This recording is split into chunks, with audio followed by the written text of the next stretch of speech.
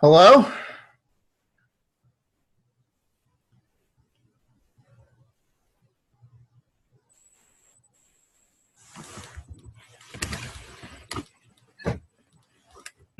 I'm Joe Lyons here with you. Hey, how's it going, Joe? Good, good. Excellent. Let me get that, block that light. There you go. Good. Excellent. Looks like Angela's here also. Yes, Okay. again, can you hear me? Yes.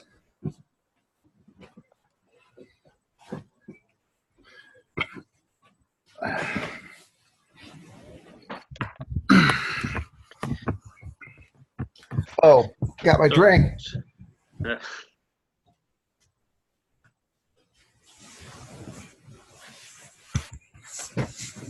Hey. Yes.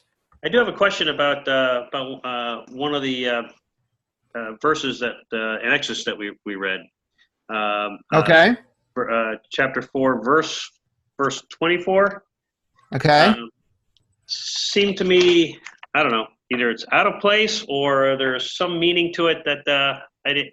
Is that the one where Moses, where Yahweh is the assassin?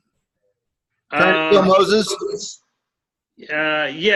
Lord met him and sought to kill him, and then Zechariah took a flint and cut off her son's foreskin. And Yeah, right. What? It's like. Well, I mean, I don't know. I've always thought of God as like a murderer hiding behind the bushes or something like that, you know?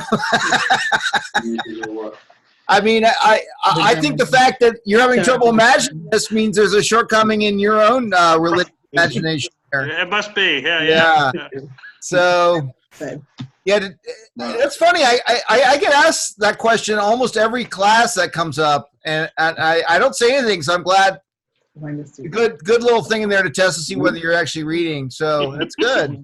What do other people think about that? Did anyone investigate that at all? Hello, this is Marjorie Jordan. Yeah, so how did it work out today? Hi, Marjorie. How you doing?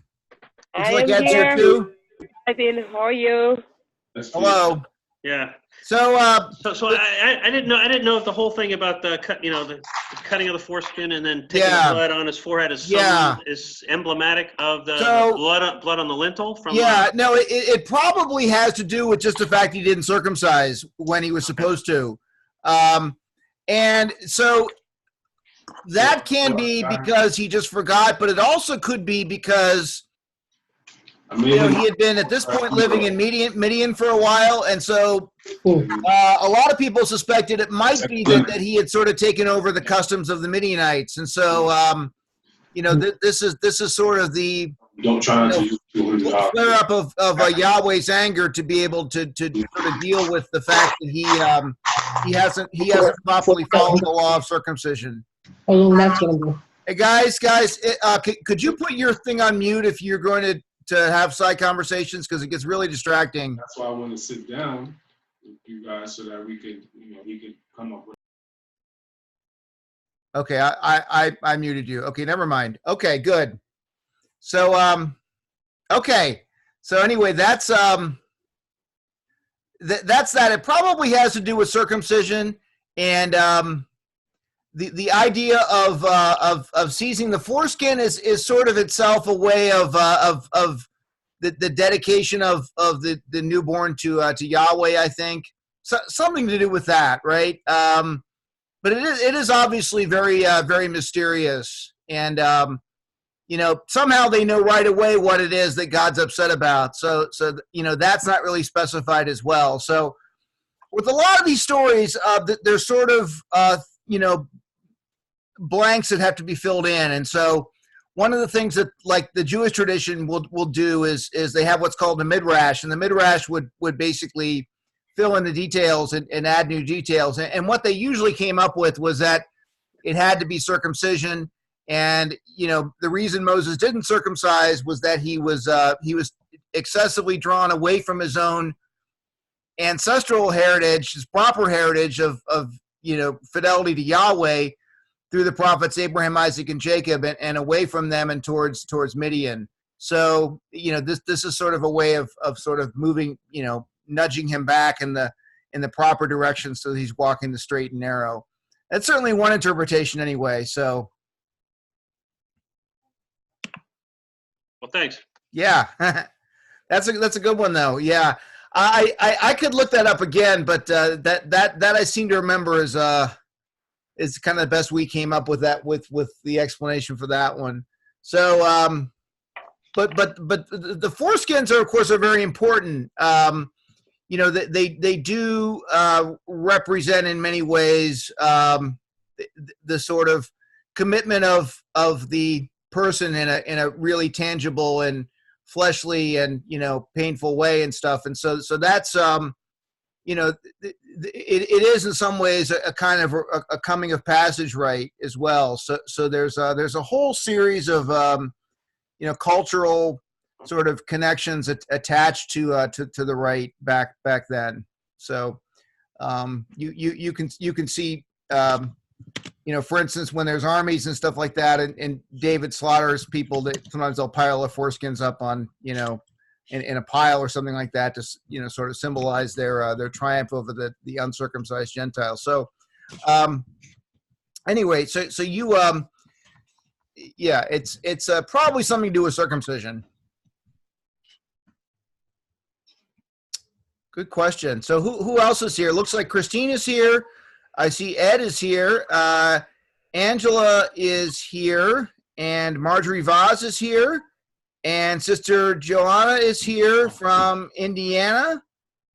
Yes, and someone's dialing from 718 extension. Who is that? Is that I'm not sure who that is. Okay. Well, oh well.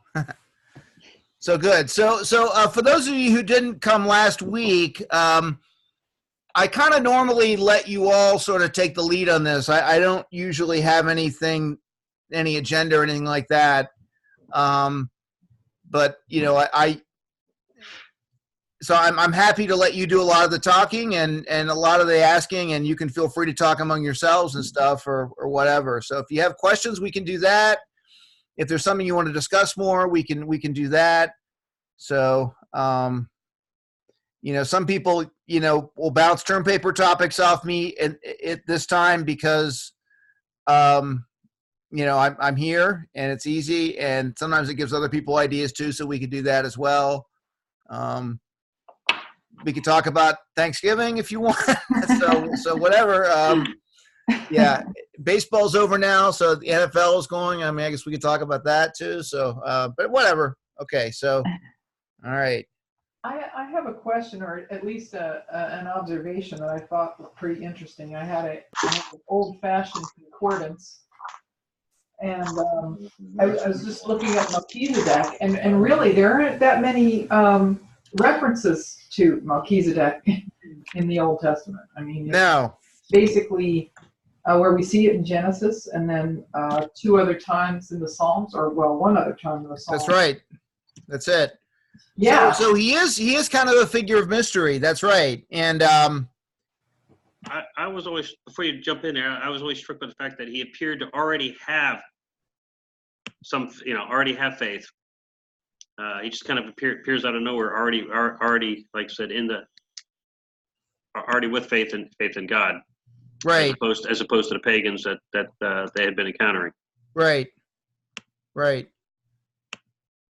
So so yeah, that is sort of interesting. So that gives us a lot of speculation, like who is the guy and where did he come from? So one way of dealing with that would be to sort of locate him as someone within the Genesis narrative. So there is a tradition that's wanted to place him within the in possibly the patriarchal line, the one sort of preceding Abraham. So either identifying him with Shem, the 10th great grandfather of Abraham, or someone in the line of Shem, and that's simply to account for the transfer of the blessing, which would have been, started again with Noah and would have passed through, Noah's firstborn son Shem, and so who would have had the blessing? Well, the last person to receive it would have been Shem. And so, where did Melchizedek get this blessing to give to Abraham, but through Shem? So, so either Shem is the same person as Melchizedek. That's one way of dealing with it. And then Melchizedek is basically just his, royal throne name, or he's someone in the line. So there is a Targumic tradition that suggests that. And the Targums, of course, are just what I was telling Joe before. They're basically writings that Jewish writings, late Jewish writings, first century or so, from first century sort of BC to first century AD. And what they tried to do was not only sort of rewrite the Old Testament in an Aramaic that was more understandable to the main sort of Palestinian era audience of the time, but they would sort of expand on the story in such a way that they would sort of fill in the gaps within the story. And so, a lot of, the narrative flow, it doesn't always make sense. Like, why something happens when it does, why did God get the idea to choose Abraham? A lot of these things are never explained, right?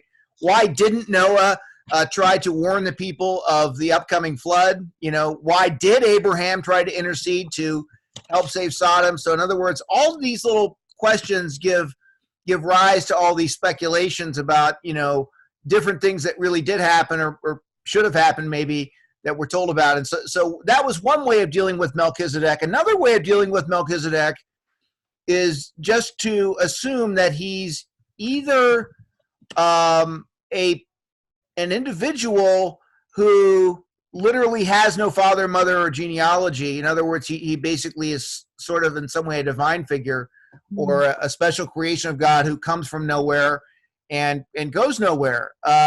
So we never hear from him again. And the last we hear from him is about him is this connection to this royal priesthood spoken of in Psalm 110. So those are two different theories about who he is, and then a third theory would just be, the more sort of, normal critical theory would just be that, within the logic of the Genesis narrative, he's just some kind of Canaanite warlord who Abraham must have conquered or been conquered by. Actually, in the story, it says he paid tithes to him. So, there's some people have even argued, well, it was really Shem that paid tithes to Abraham because Abraham was the conqueror. And sure enough, Abraham had just conquered. So that was,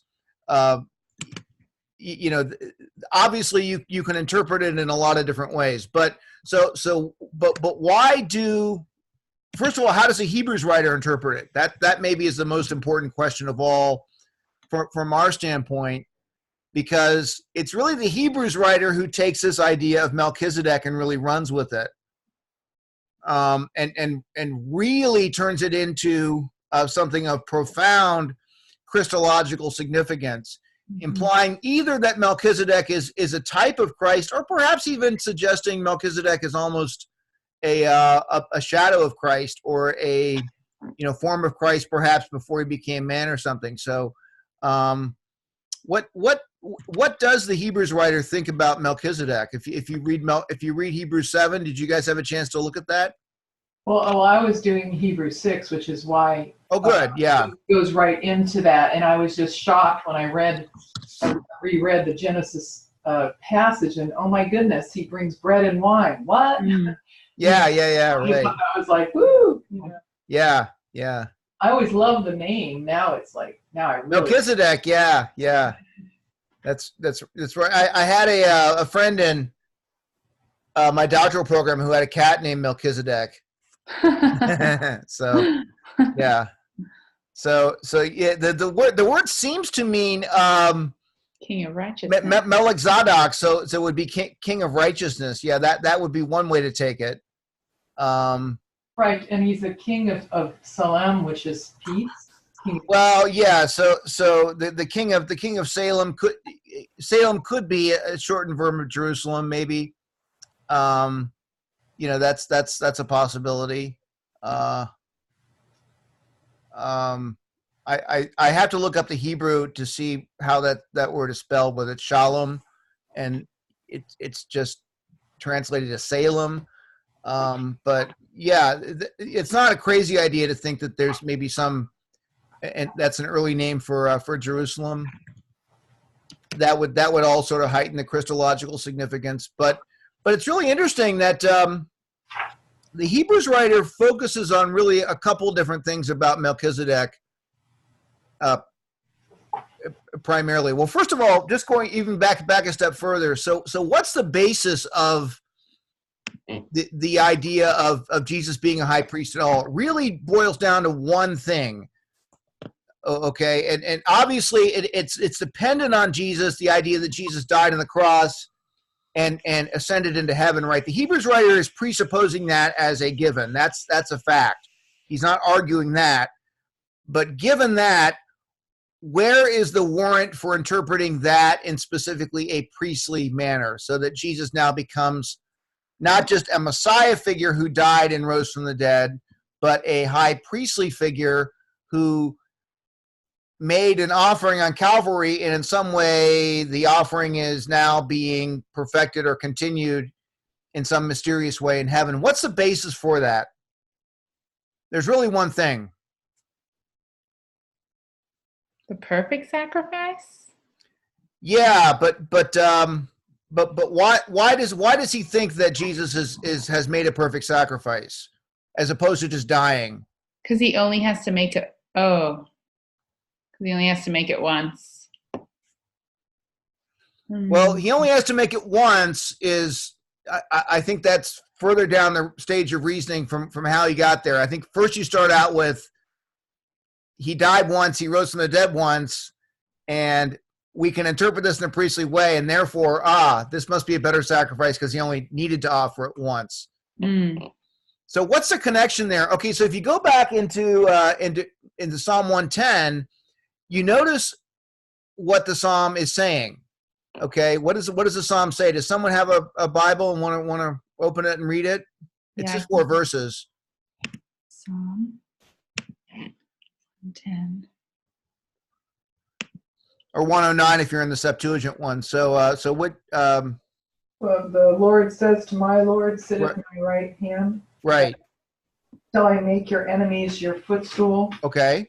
The Lord sends forth from Zion your mighty scepter, rule in the midst of your foes.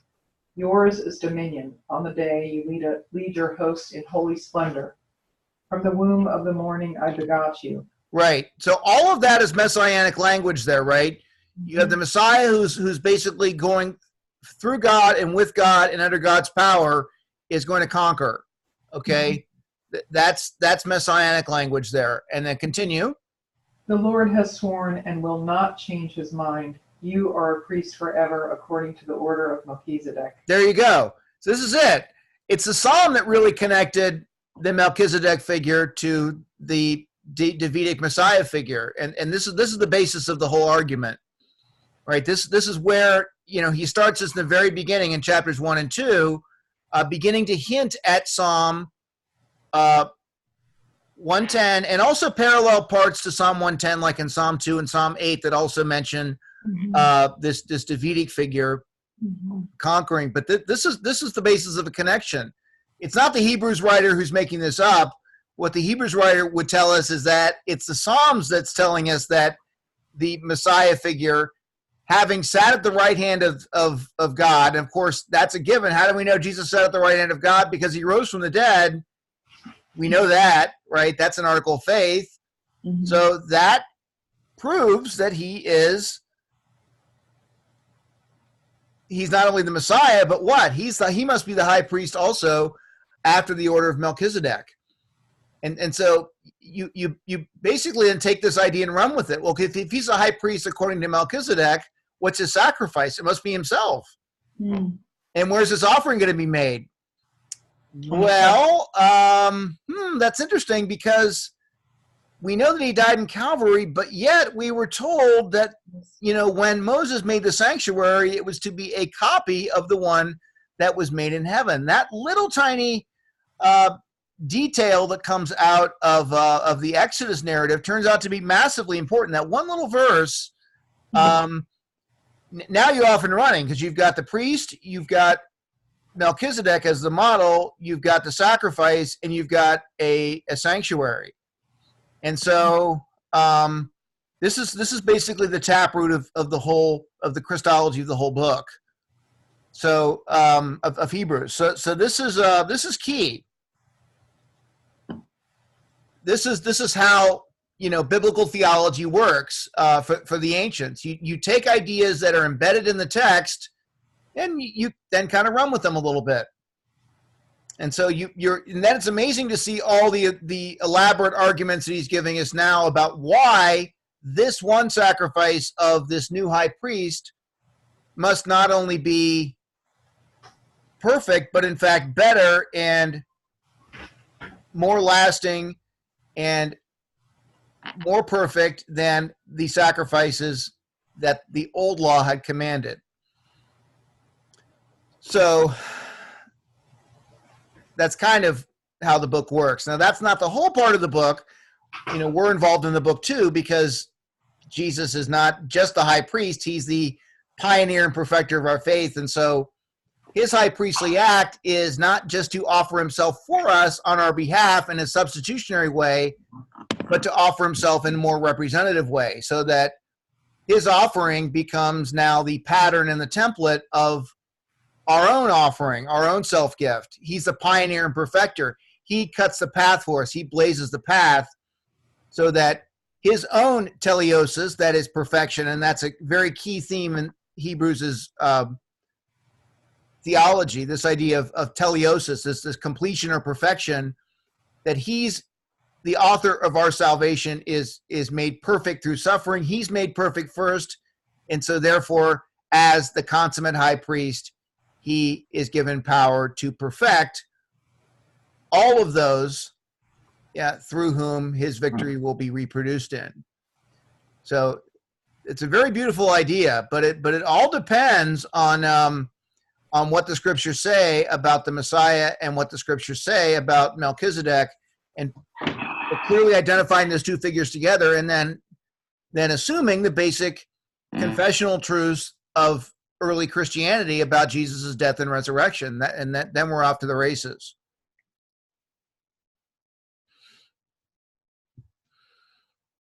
And his intercession is part of his priesthood as well, or is his death and intercession almost one thing? Exactly. And the reason we know that, how do we know that, is because we know that in the old law, it was the high priest who, in his offering, his inferior offering, made intercession to the people, right? That was the whole point of the Day of Atonement, the Yom Kippur sacrifice, where the high priest would go in once with the blood taken from the sacrificial offering in Yom Kippur and take it to the Holy of Holies, and was only allowed to do that once. Okay, and even then it was dangerous, so he had to be tied up with a rope and stuff in case he was struck down, he would be killed, and then therefore he could be pulled out of there without the next person having to go in after him. So it's an analogy based on that. So that if that's what the earthly high priest does, how much more must the heavenly high priest be doing something even grander on a bigger scale? And by the way, that argumentative structure, and I think I mentioned that in, maybe I haven't mentioned it yet. Did I mention it yet? It's the Kal Vachomer. This is the exegetical technique of ancient. It's a rabbinical exegetical technique, and you hear it being used frequently in the New Testament. The rabbis used it. And what Kal Vachomer means in Hebrew is light and heavy. So light or trivial on one side, Homer would be the heavy side. Basically, the way it works is this. If something is true in the trivial case, the non-important case, how much more will it be true in the really important case? Okay? So Jesus says, look, God loves even the birds that fall from the sky, right? How much more will he love you and ensure that you're clothed as much as he's taking care of these poor little sparrows that fall from the ground? to the ground. Okay, so that's a kol vahomer, same kind of technique. Paul uses them too. Mm. Okay, you see them in Paul's writings as well. So it's a common sort of a rhetorical argumentative technique. We call it an a fortiori argument. That's the Latin form, Okay. but in Hebrew then it's called the kol vahomer. So this is how argumentation works in the ancient in ancient rhetoric. So you find a lot of kol vahomer in the letter to Hebrews.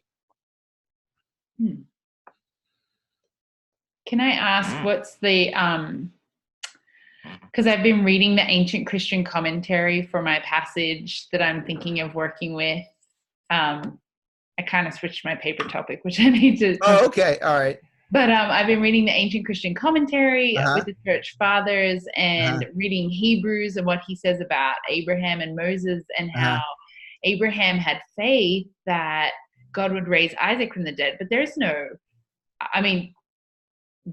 evidence for that in the text in the Hebrew. And the ancient Christian commentary has the fathers saying some things that are kind of out there, but we hold them in esteem. And Yeah.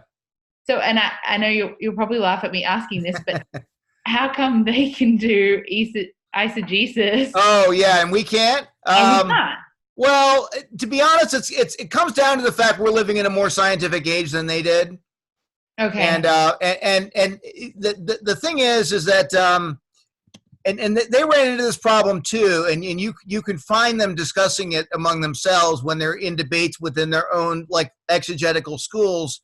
You know, is this really solid exegesis, or are we kind of imagining a lot of this stuff ourselves? That was sort of the critique of you find them kind of arguing back and forth with themselves, you know, a lot against this. And so one of the things that starts to happen as time goes on is that, you know, the scientific era has not just been something that happened in the Enlightenment. There was a lot of roots that were really go back into really the you know, early church and really in the Middle Ages. And so you'll see that there's a real emphasis in medieval exegesis.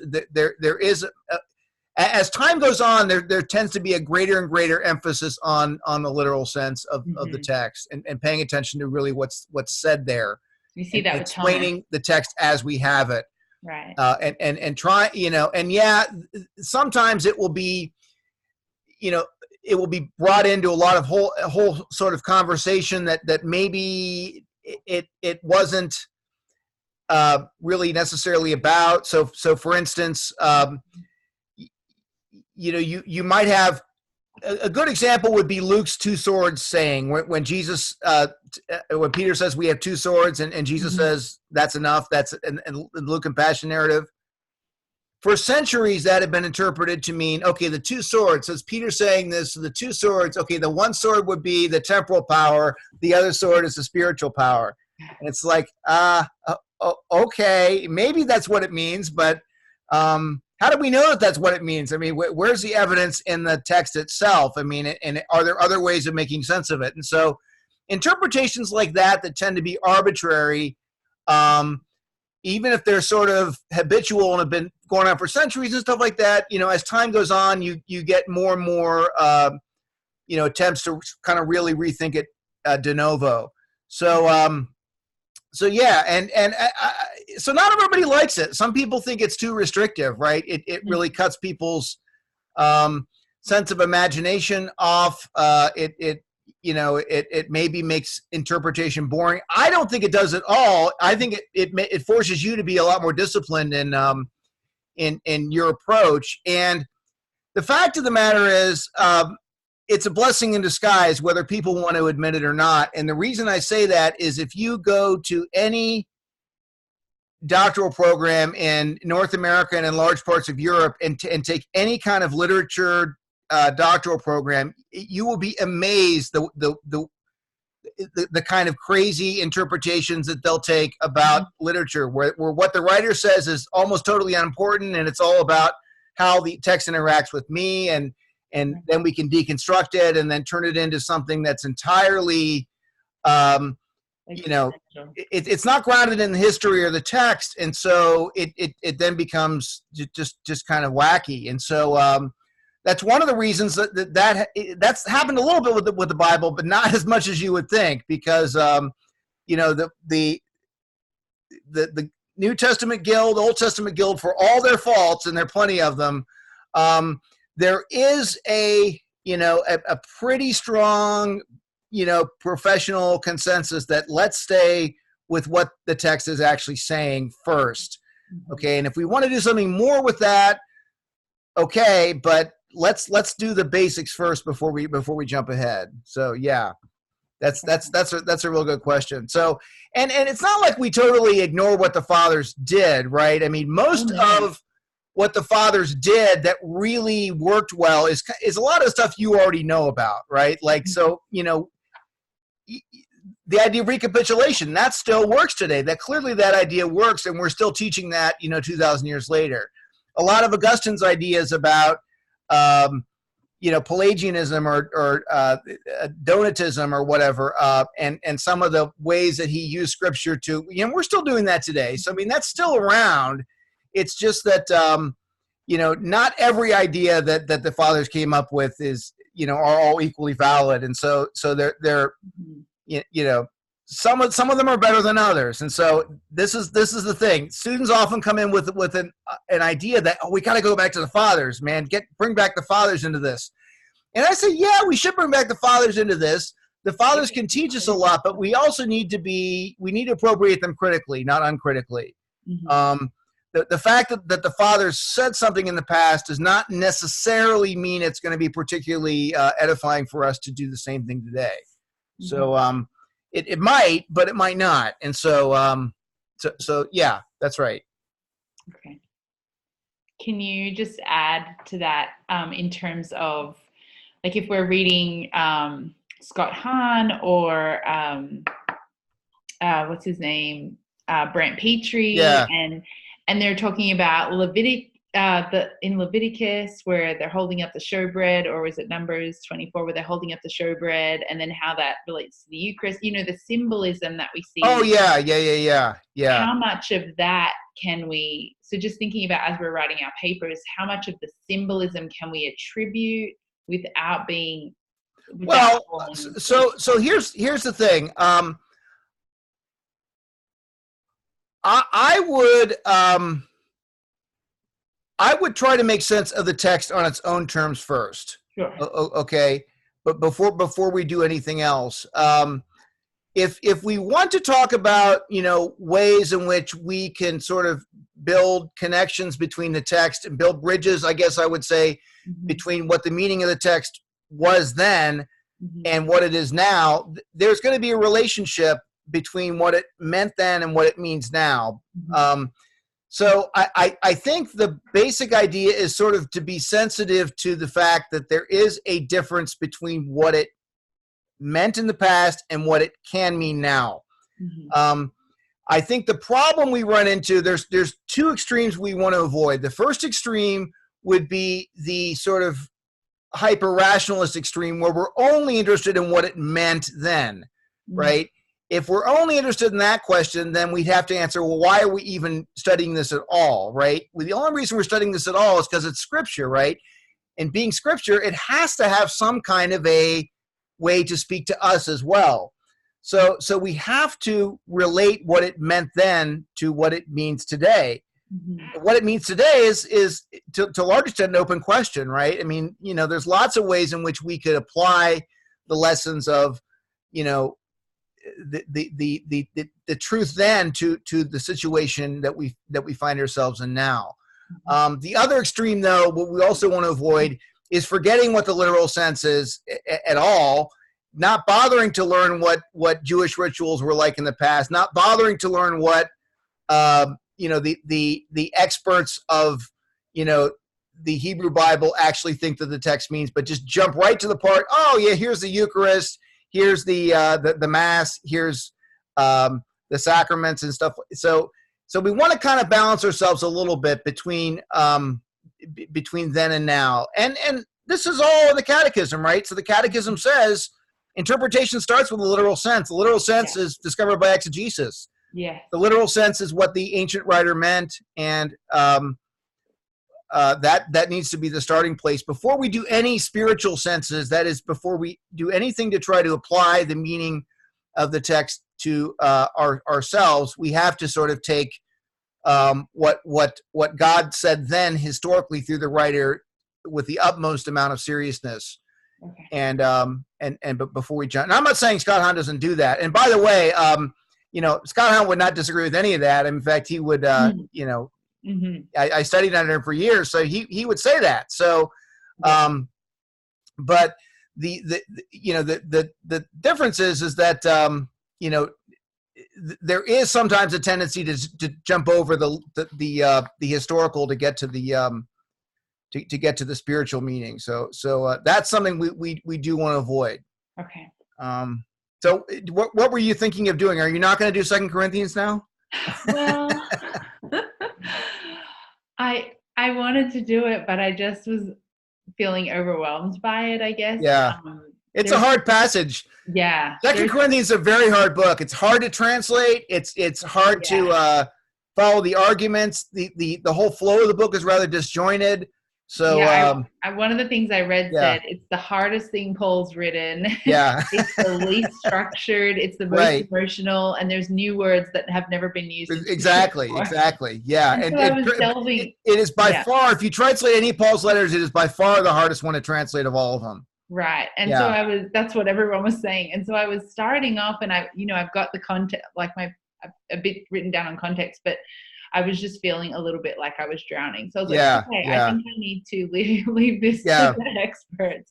So I was thinking of doing, reverting back to Matthew 14, because I found this interesting connection. All right. And it might not be a big deal, but I was excited by it. Okay. Okay. So you want to do the walking on water? Is that what you want to do? Yeah. Okay, good. It's a bit. Yeah. So tie that into salvation history in some way? Well, I was wondering about talking about how Matthew is using, how Matthew's trying to make a statement about Christ's divinity. Okay, yeah. I know that's been done, and it also doesn't relate to salvation history. Sure. Well, yeah, it does. I mean, if God's pulling up in history, then that is salvation historical, or certainly can be. Okay. Right. As long as we sort of situate it within a broader plan, right? That would kind of be the key. Okay. If it's just some sort of mystical experience that a bunch of guys had on a lake, where they see God in the flesh and then he's gone, and then this weird thing happens when he's walking on water and he tries to get Peter to do it, then it's not really salvation historical. But if it fits into some kind of a plan in some ways, then it's salvation historical. Do you see what I'm saying? So, right. Yeah. Well, it's interesting because I was looking at the Greek for Jesus walking on the water, and then in Job chapter 9, it talks about how God alone walks on the water. Okay, good. Yeah, that's nice. Yeah. So there's a direct correlation there. So check the Greek between those, and if it's similar language, you've got a good case. It's identical. Oh, good. Yeah, excellent. Okay, good. Verb. Yeah. Did you find that yourself, or did someone else find it?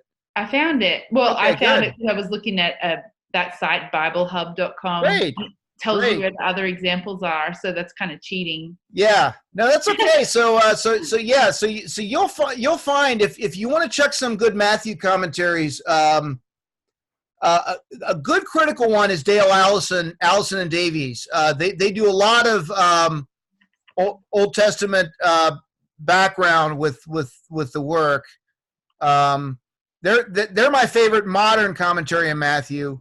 Okay. What about the Catholic one? It's a bit.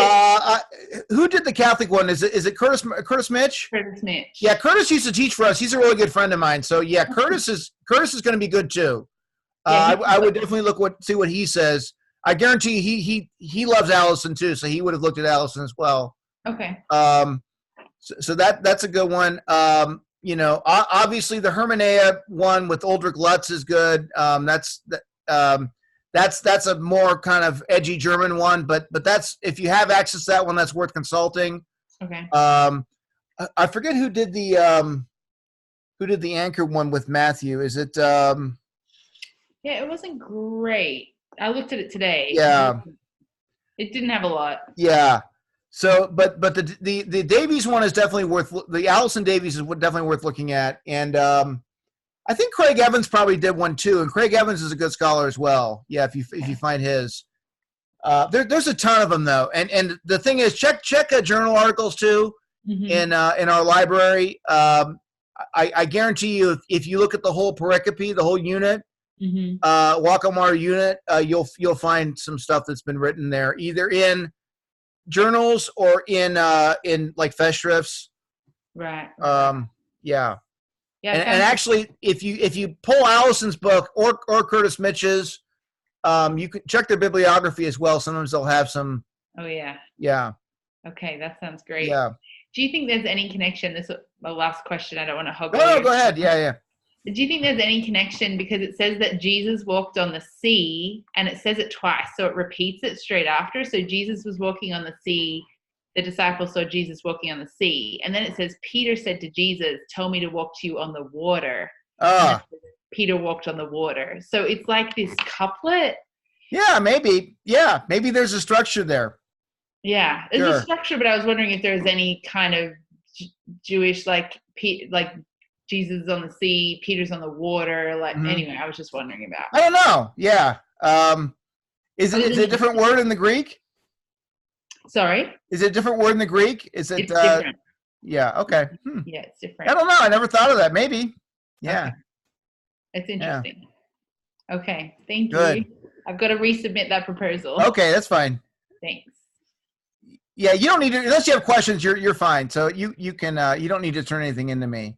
Okay. So yeah. Any other questions? Any other term papers people want to bounce off me, or I don't have that many of them, so I'm guessing a lot of you are still looking for something. So maybe you can be edified by my discussion with Sister Joanna. There's so much potential out there. Yeah. It's hard to nail down what you want to do. This is Christine Cornwall. Hi, Christine. How you doing? Good. Do you have any suggestions or recommendations on? I mean, I know you want to do, you want us to do salvation history and the other stuff. But do you have any ideas that you can bring forth that? Did I have a suggestion page in the course somewhere? Yes. Did you see that? I don't think I must have missed that. Okay, yeah. Where was the suggestion page, Sister Joanna? Do you remember? It was in if you go into the course, let's see. If you click on, let me just find it quickly. Oh gosh. If you click on, was it home? No. Modules. I think it was in syllabus, actually. Let me check there. I found it somewhere. I think it's in the modules all the way up on the top. Oh, yeah. Is it in the top? Is it in the first section there? Oh, yeah. Yes, it's definitely in the modules. Yeah. It's called Suggested Paper Topics. Yeah. Okay. Thank you. That's where it is. I thought that's where it would be. So you don't have to do one of those on there, but take a look at that and then get back to me, okay? Okay, we'll do. All right. So those are just some ideas. Yeah. But a lot of people have done different things. So that nobody's done one on Matthew 14 before. So that's a new one. Okay. I hope I can stick within the parameters. Yeah, I'm sure. All right.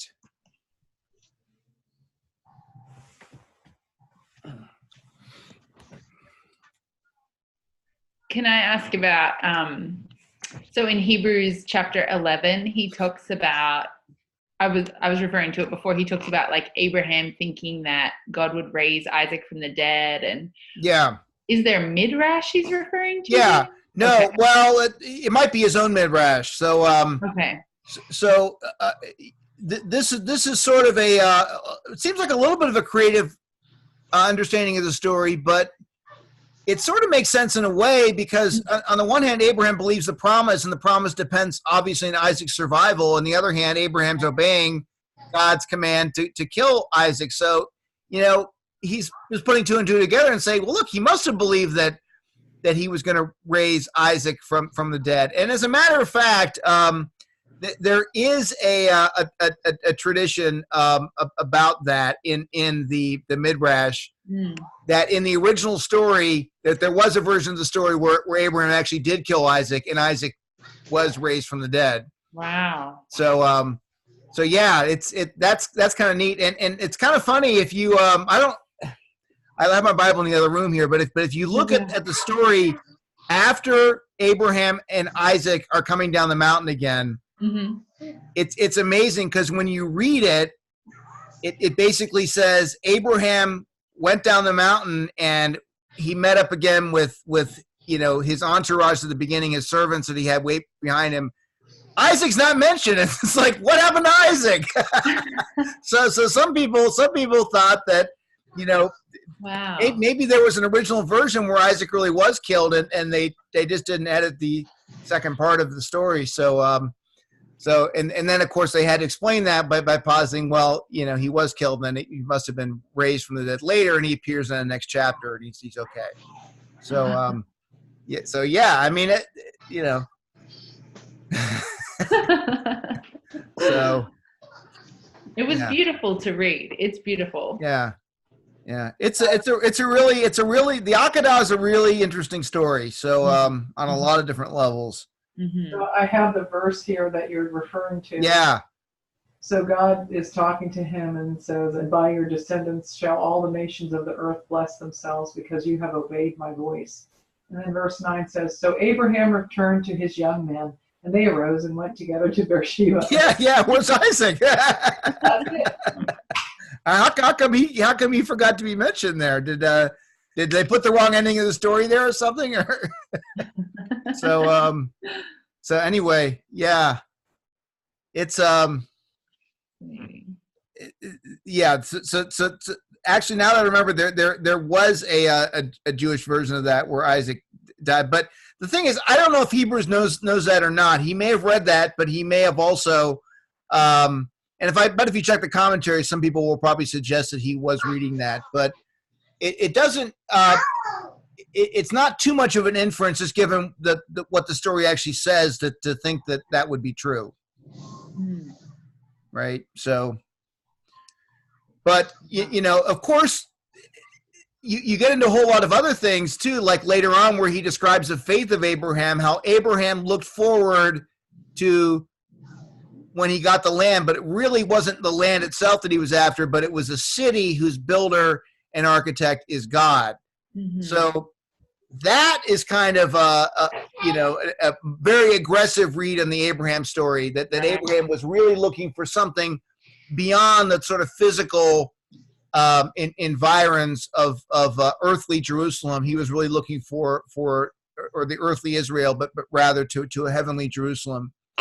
But so there's kind of an ascending eschatology there, if you will, that the to think that the earthly promise is really just sort of a shadow of the ultimate new world, which is above.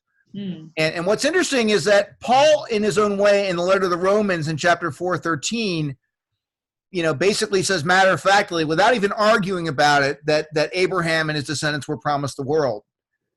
But the original story is they're not promised the whole world. They're promised a specific part of the world in Israel. So by this time, apparently a lot of Jewish thinkers were, having a much more maximal understanding of the Abrahamic promise. And we'll talk about that more when we get into the prophets. The prophets really are kind of the ones who start to take a lot of these things and begin to maximalize them, begin to interpret them in a more spiritual way, and not necessarily connected only to events in the normal flow of history. And they begin to take the promises of God, rooted in the promises of Abraham, and begin to turn them into something that's really eschatological, that really calls for a kind of a new heavens and a new earth entirely. We'll get into all that later in the course. So does that connect to Abraham, to Jesus saying, before Abraham saw my day and rejoiced in it? Yeah. Sure. Abraham saw my day and rejoiced in it. Right. So the idea was probably fairly common that the prophets knew all these things. And Abraham, of course, actually is described as a prophet once in Genesis 20. You can check it out. It's there. He's a Nabi. I think it's 20 verse 8, I think. But at any rate, so yeah, that was a common view that the figures of old could sort of see well beyond the literal fulfillment of their promise to more like the times that their later descendants were living in. So of course we think the same thing too, don't we? A lot of times. Yeah. Kind of. Yeah. So it's not a crazy idea. I wouldn't base a whole interpretation on that, but we can certainly believe that, right? Yeah. I had a professor who said that that Elijah and Moses, when they were on the mountain with God, that was when they were also with Jesus on Mount Tabor, because the Lord is outside of time. And right. I was like, okay, that's right. Yeah. So yeah, why were Moses and Elijah there? Of course, Elijah was taken into heaven already, and so that right. So he is sort of out of the normal realm of space time anyway. Yes. And there's a tradition about the same thing happening to Moses too, right? Because Moses' burial, had never, no one knows exactly where he was buried, somewhere up on Mount Nebo, and right. We lost the tomb, and so there's obviously a tradition about that too, that maybe he really wasn't buried, maybe he was assumed. So well, there's beautiful Jewish midrash on that I read, where they translate, because it says Moses died by the mouth of God, but the Jewish spirituality and the Jewish mysticism says that he died by the kiss of God, which is a different word, but that there's this whole mystical tradition that's developed out of it, which is kind of beautiful. Yeah, definitely. That God took him to himself because he couldn't resist any longer, and definitely beautiful. Good. So Marjorie, do you have any questions?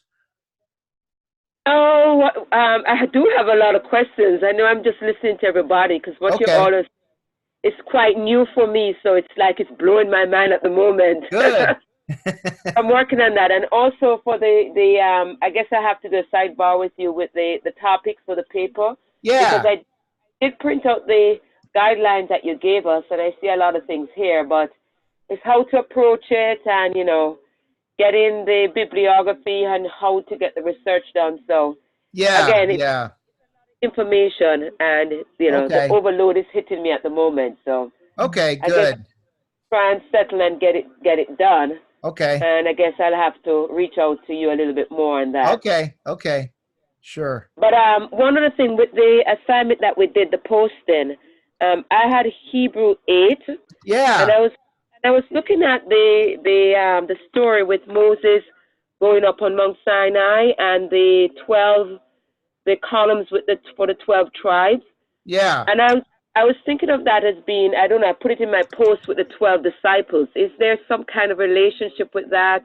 The 40 days and 40 nights in the wilderness? Sure. Yeah, absolutely.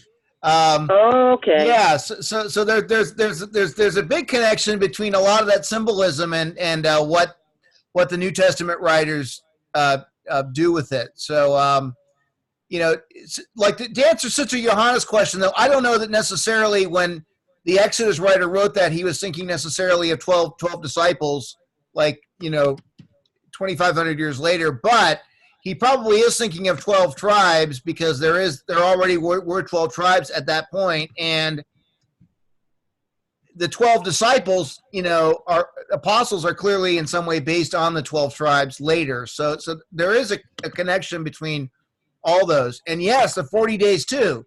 40 days in the Bible is a sort of a time of trial and testing. So we know that Moses went up Mount Sinai for 40 days and 40 nights twice. There's actually two different times that he did that. And Israel spent how many years in the wilderness? 40 roundabout, 38, 40 years. So that's significant. Jonah preached for 40 days to Nineveh, or did he preach for 40 days? Or say yet 40 days Nineveh would be destroyed. I don't know if he'd actually preached for 40 days, but at any rate, that was that was a time period there. So yeah, so all these numbers are significant because the numbers you see repeated like that almost always are meant to remind you of earlier events. Oh, okay. And also, I was looking at too when they talk about being in the priesthood. They mention about the firstborn, and I was looking at the relationship with the symbolism with Jesus being, even though he's the firstborn and the only born, if that has some kind of, symbolism right there too, with the high priest, the priest. Yeah. Oh yeah. Where did it say firstborn? You mean in Hebrews? Yes. Okay, when you look back through not through just Hebrews alone, but with the Levites, I think it was, when they talk about the firstborn being the priest. Is there any relation? Yeah. So that's right. So the firstborn, in ancient Hebrew society would have been the one that receives the father's blessing. Yeah. So he's the most important of the of the children, and this is the same way it is, by the way, in even modern Semitic societies, that the firstborn son is generally the one who receives most of what the father has. So okay. So yeah, firstborn is as much of a rank also as it is a in terms of number. So it's not necessarily just the first person that passes through the womb. It can simply mean the one who's the father's, who wields the power of the father, who wields the inheritance of the father. Okay. Yeah. All right. Good. Yeah, thanks so much. Yeah, you're welcome. So Ed, are you doing well? Yeah, pretty well. Okay. I'm just enjoying the discussion and picking things up as I go. Good. Okay. I did have a couple of questions. Okay. One on the covenant where he spreads the blood on the bull and then on the people. Now, blood is that? I know in a lot of the covenant language and in one of my other classes we talked about how blood cleansed things and blood was a symbol of holiness. And yeah. So he's saying that the people are holy. Or is it also more like a symbol of death, like walking between the pieces? Right. There's blood on God and blood on the people. Yeah. Make the covenant. Yeah. So I'm not sure which way that goes. Right. Yeah, you're asking a really good question. What the sort of logic, the religious logic behind the sort of rituals of the sacrificial rituals of ancient Israel. Here's the thing. To be honest, nobody knows because the actual rationale for a lot of the sacrifices is never really spelled out in the text. It's just not something that was left behind, and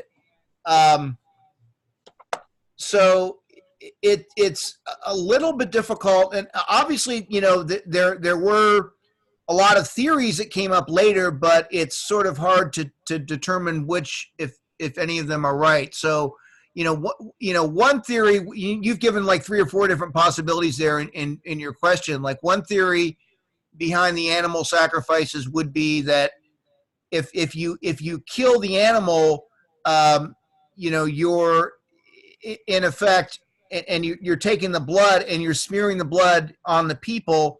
It could be a way of sanctifying them. That would be one way to take it, but it also could be a way of symbolically enacting a curse on them, right? So in other words, if they don't do what they've promised to do based on the oath that they've just sworn, and they've, in this sort of sacral, solemn occasion, what just happened to the animal, may symbolically happen to them. So that's another way to take it. So you have the sort of life and death play. A second one could be just the killing of the animal for the purposes of just giving it to Yahweh, right? So in other words, if it's the firstborn and the most valuable, the flock, to kill it and effectively give it to the Lord is a way of sanctifying the rest of the flock, and in fact consecrating the whole flock to God by giving God the best one. So, so there is sort of literally the sacrifice blessing analogy there. But a third one would be not so much based on the destruction itself, but the actual eating of the dead animal, and that way establishing communion among the family, right? In this way, through this sort of cultic act, that now they're symbolically eating the dead animal and thereby establishing communion. Another way would be by burning the animal, that the smoke from the fire is ascending into heaven, and that's how the prayers of the community are being received. So in other words, that's tied into the idea of the gift of the animal, but then the actual offering is symbolically rising into heaven, and God is symbolically sniffing the smoke, the sweet smelling oblation, and is thereby accepting that as a given. So yeah. Which one of those is really operative? Maybe in some way all of them are, and maybe some of them are in different ways and different sacrifices. So it's a little hard, though, to pin down one specific sort of theological rationale for any of the sacrifices themselves. And so there is a tendency to sort of do that, to sort of pick, some of the rationales of the animal sacrifices in the Old Testament and then sort of put that onto Jesus in the New Testament and say, yeah, so exactly how, the killing of the lamb or the killing of the cow, was done in the Old Testament, this is how Jesus's death somehow, sanctifies us or makes us holy or whatever. But in fact, the New Testament is a lot more mysterious in terms of how Jesus's death actually saves us. And you'll see when we get in later in the course, this week actually we'll see Hebrews' theory of how Jesus' death saves us. And it has nothing to do really with any of those things so much as Jesus rising for the dead and that way being our source of perfection, right? And in other words, having passed the test himself, he can make it possible that we will pass the test also. So it's a more kind of a representational thing than it is a purely cultic thing. And then we'll see when we get to Paul and we look at his understanding of how the death of Jesus saves us, or at least one of his understandings. It's none of those. It has nothing to do with God needing to punish somebody and needing to punish us for our sins and deciding to punish Jesus for us. It's not that. Yeah, it's not substitutionary atonement. Right. No. So we'll get into that later. But that's a good question. Yeah, I wasn't specifically focused on the sacrifice as a whole. I was really just looking at the blood. Yeah. In terms of, because I one of the courses I took, it was about the purification and the holiness. Mm-hmm. Of people. Yeah. I was just reading it just after reading about the pieces in Abraham. Sure. And the fact that this was both the people and God, whereas only God went through the pieces on the covenant of the pieces, and he brought on a malediction on himself, a curse on himself. He took that on. But so I was reading this in light of that, going, well, yeah. And then I read something in Scott Hahn. It said that the blood on the people represented that they were under the curse. Sure. I just, in this other course, I heard that it was making the people holy. So, yeah. So it's I don't know that you could necessarily take any one of those answers and say this is the definitive answer to that. Yeah. Okay. Could be either one. Yeah, it could be maybe a lot of all of those, and maybe others that we haven't even really thought of. So all right. Yeah, I was just looking at the blood in itself. Okay. Yeah. And, I guess the other thing I was looking at was I'm sort of looking at the idea of, for paper, I'll just throw it out to you, is the idea of the whole marriage covenant and that representation of the church in Christ. Okay, you want to do Ephesians 5 then? Maybe. I just, looking in the Old Testament, Jesus is eternal, so Jesus was working through the Old Testament, right? Mm-hmm. As forming these people, I just don't see, because the kingdom, the people he was forming, were more often looked at as the harlot or the prostitute who kept. And so there's this. I don't know. It looks like it could be really interesting, but I don't know. It seems like God, when he died, he put an end to that covenant and went with somebody else. He said, so I'm going to get a bride. So let me warn you, marital themes in the Bible as a whole is a massive topic. A good friend of mine actually did a dissertation on that, and it took him years to finish it because maybe I'm biting off more than I can handle. Yeah. So if you really wanted to do that, I would almost suggest that you read his dissertation as your assignment and then write a review of it or something.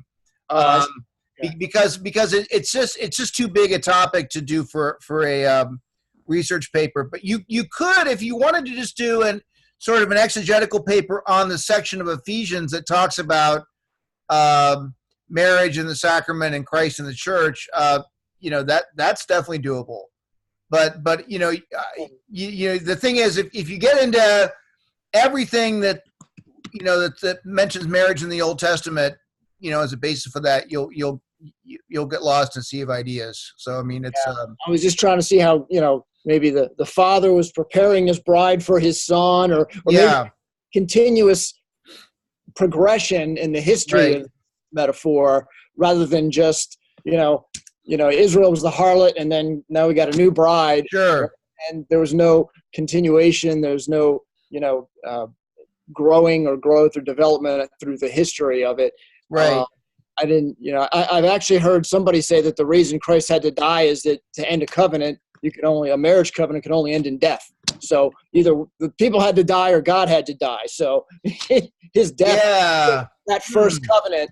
Well, that would imply the marriage has ended between Christ and the church. So. Well, no, it ended between him and Israel. Yeah.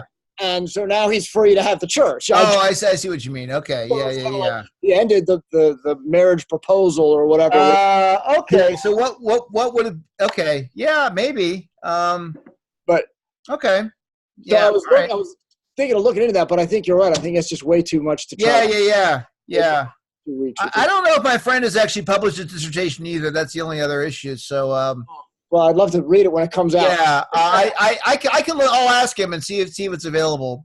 All right. It might be rather long. I don't know. But I'm sure it's interesting. He's a smart guy. I'd love to have him teach for us. Actually, he teaches at Azusa Pacific in Southern California. Oh, okay. Yeah. He's Catholic, but he's teaching at a Pentecostal school. So. Oh, good. Yeah. All right. Well, that was, I just kind of wanted to get your take on that theme, and I was starting to feel it was you could do a paper on Hosea too if you want to tackle Hosea. That might be an interesting one. Maybe if I focus a little bit more, I can just be specific. Because the thing is that you're going to find a lot of marriage stuff in the Old Testament, and that's probably fairly common metaphor of Israel being the bride of Christ or being the bride of Yahweh. And so I don't think you'd have trouble getting a paper out of zeroing in on one particular aspect where that comes up. Hosea would be a good one. So you could do that. I was looking at the continuity between the people of Israel and the church, and how that relationship progressed in terms of maybe a courtship and a betrothal and a marriage. How that bride. Oh, I see what you mean. So describing the whole sort of relationship. Yeah. What's the relationship between the church and Israel? Right. When would the courtship have started though? That's a question. But when do we first hear Israel described as a bride as opposed to a firstborn son? I don't think it comes up till the prophets, if I'm not mistaken. Yeah, and again, it's usually there's Song of Psalms, which is the Solomon Song of Songs, and then there's the in the prophets, she's mostly an unfaithful spouse or. Yes, exactly. And then of course, what becomes interesting though is how. Her infidelity is juxtaposed to Yahweh's fidelity, calls up the question of what Yahweh will do. Yeah.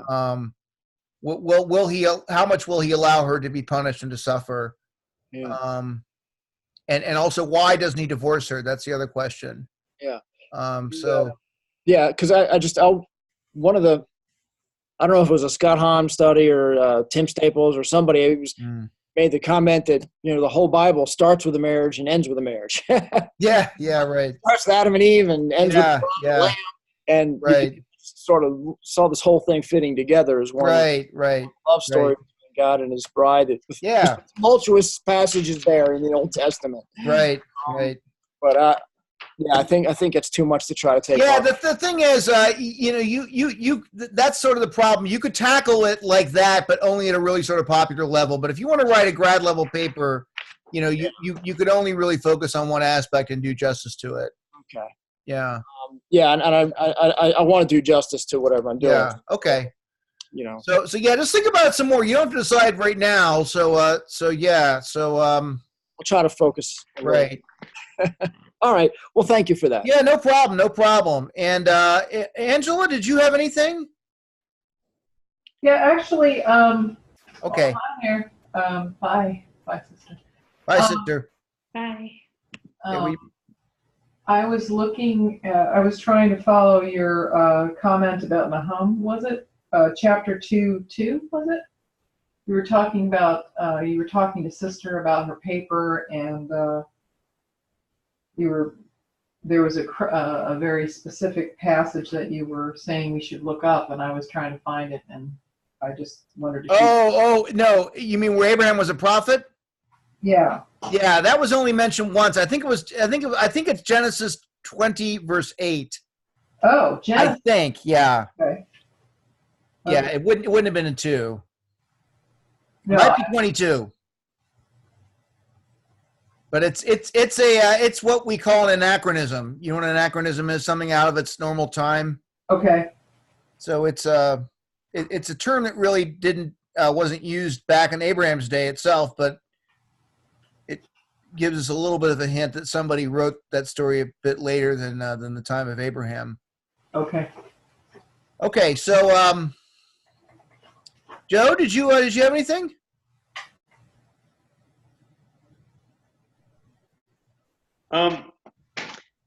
Yeah. So the only question I have is, so I talked about possibly doing the Dave Arabam versus the Verbum Domini. Yeah. Salvation history. Yeah. So there's a lot more in Verbum Domini, actually. What's that? There's a lot more to use with Verbum Domini. Dave Verbum has a little bit of material on salvation history, mainly in the first section. Right. Yeah. But my question is, so I understand, paper doing a compare and contrast, but what would make a research paper out of that? Well, you're not going to just do your own commentary on it. You're going to check out what other people have written about those two documents. So that would be the research. So okay, and so as a matter of fact, I have in the course which I can open up for you. It's Joseph Ratzinger's commentary on Dave Verbum. Okay. Which was written in 67, I want to say 68, something like that.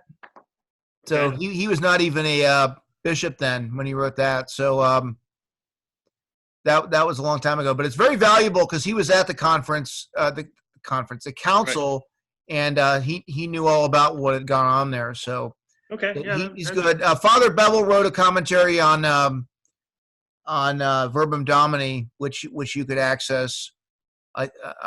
You can either write a letter to him at frbramwell@cdu.edu, and in fact, he might be selling the commentary on Amazon. We might have it in our library too. You could ask the librarian, and then I would also just look at other commentaries you could find on either of those documents just by searching through EBSCO and Atla and just looking up Verbum Domini and Dei Verbum, and you will find that quite a bit has been written on both of those. Right. Okay. Okay. Very good. So somebody called in with number 718-297-0775. I don't know who that is, but does that person have a question? No, that was me. This is Marjorie. It's just that I Oh, was okay. You're logged in twice then. Okay, good. Okay, excellent. Okay, well, good. So you know what? We've been at this about a little over an hour, so I probably should turn you loose because it's getting late, and you all probably want to retire anyway. So it's been fun. We can do this again maybe next week. I should be available. So I will. Okay. I'll bid you good night then. Okay. Thank you. okay. All Then right. take care. Okay. We'll see you. Night. Okey-doke. Bye bye. Bye.